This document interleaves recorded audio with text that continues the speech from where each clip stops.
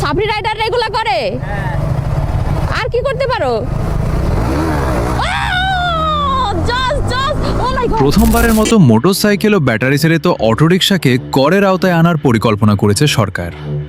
আগামী ২৬ থেকে ২৭ অর্থ বছরের বাজেটে সিসি ভেদে মোটরসাইকেলে বছরে ২,০০০ থেকে ১০,০০০ টাকা এবং এলাকা ভেদে ব্যাটারি চালিত অটোরিকশায় ১,০০০ থেকে ৫,০০০ টাকা কর দিতে হবে।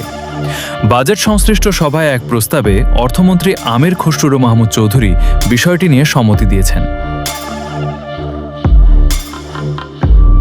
অর্থ মন্ত্রণালয়ের সূত্র বলছে, বর্তমানে শুধু সিএনজি চালিত অটোরিকশা, প্রাইভেট কার, জিপ, বাস, ট্রাক ও পিকআপের মতো যানবাহনের অগ্রিম আয়কর নেওয়া হয়। ১১০ সিসি পর্যন্ত মোটরসাইকেলে কোনো অগ্রিম আয়কর দিতে হবে না।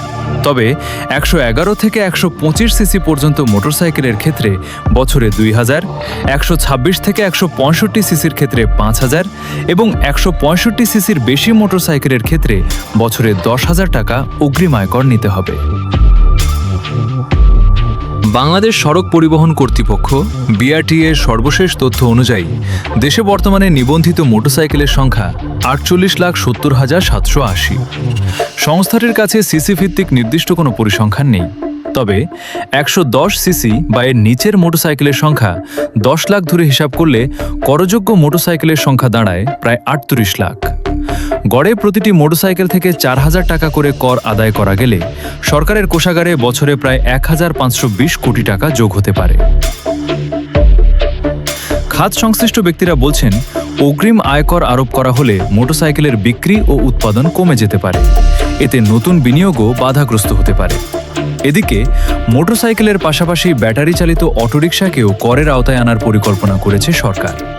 সিটি কর্পোরেশন এলাকায় চলাচলকারী অটোরিকশার ক্ষেত্রে বছরে ৫,০০০, পৌরসভা এলাকায় ২,০০০ এবং ইউনিয়ন পর্যায়ে ১,০০০ টাকা কর নির্ধারণের প্রস্তাব রয়েছে। বিশ্বব্যাংকের ঢাকা অফিসের সাবেক মুখ্য অর্থনীতিবিদ ডাক্তার জায়েদ হোসেন জানান, অগ্রিম কর পরিশোধ একটা বোঝা তৈরি করে। তবে যার মোটরসাইকেল কেনার সামর্থ্য আছে তার কিছু কর দেওয়ারও সক্ষমতা থাকার কথা। মোটরসাইকেলের রেজিস্ট্রেশন বা প্রতি বছর ফিটনেস টেস্টের সময় কর আদায় হবে। রাজস্ব আদায়ের প্রেক্ষাপটে এটা হয়তো বাস্তবসম্মত। তবে ব্যাটারি চালিত রিকশার ক্ষেত্রে বেশিরভাগই অনিবন্ধিত। এদের কর জালে আনবে কিভাবে? রাজস্ব আদায়ের বিষয়টা অনেকটাই হজবরল।